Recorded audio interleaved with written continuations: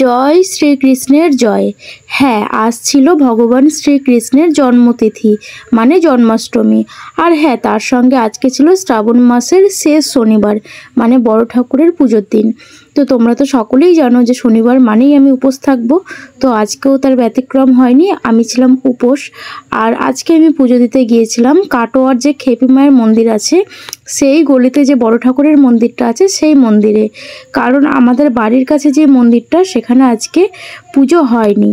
আর যেহেতু কালকে রবিবার আর কালকে ছিল সংক্রান্তি আর বিসর্জন করে দেওয়ার মতো আর মানে সময় ছিল না, ওই জন্য ওই ঠাকুরটাকে মানে আমাদের বাড়ির কাছে ঠাকুরটাকে আগের দিনে বিসর্জন করে দেওয়া হয়েছিল, যেহেতু ভাদ্র মাসে নতুন ঠাকুর আনা হবে সেই উপলক্ষে। তো আমরা পুজো দিতে গিয়েছি, আমরা বলতে আমি আর আমার মেসো। তো আমরা দুজনেই উপস্থিত ছিলাম আজকের দিনে।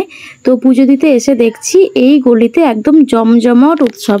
মানে আমি মনে করি যে এই গলিতে যাদের বাড়ি আছে তারা ভাগ্যবতী আর ভাগ্যবান, কারণ এই গলিটা পুরোটাই মন্দিরে ভরা।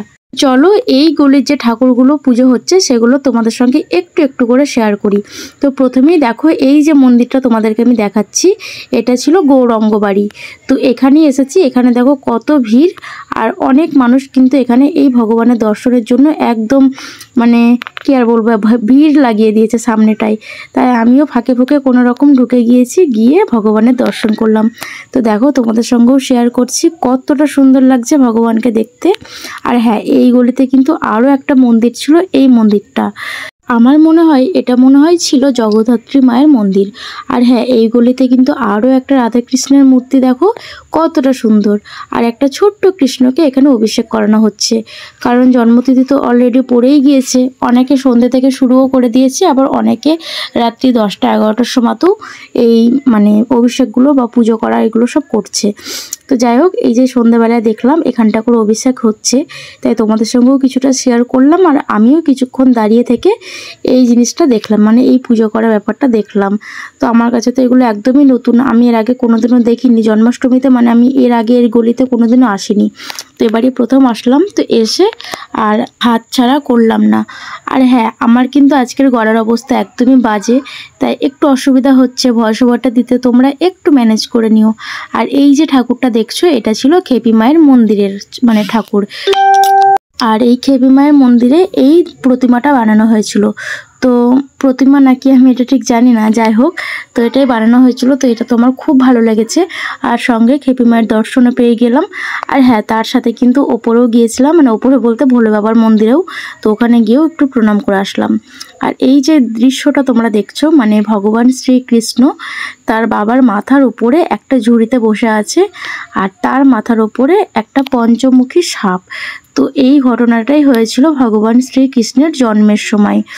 তো এই ঘটনাটা তোমরা অনেকেই জানো, আবার অনেকেই জানো না। তো তোমরা যারা জানো না তোমাদের সঙ্গে একটু শেয়ার করি যে ভগবান শ্রীকৃষ্ণ যখন কংসের কারাগারে জন্ম নেয়, তখন তিনি মথুরা থেকে গোকুলে আসার জন্য এই সমস্ত লীলাগুলো করেছিল।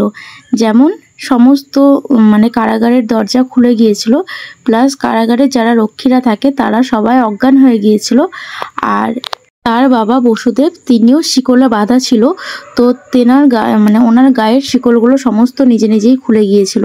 তো উনি মাথায় করে এই মানে ভগবান শ্রীকৃষ্ণকে যমুনা নদী পার করে গোকুলে গিয়ে দিয়ে আসেন।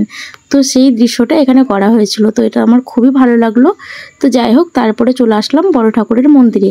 তো এখানে এসে একটু ভিডিও করলাম, কারণ আমি এখানে বসে আছি, এখনও ব্রাহ্মণ আসেনি। তো ব্রাহ্মণ আসলেই পুজো শুরু হবে।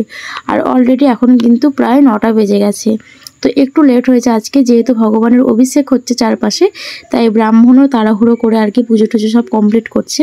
আর এই যে দেখো বড় ঠাকুরের মন্দিরটা, তো এখানেই এখন ভেতর দিয়ে বসে আছি, এখানেই পুজোটা হবে।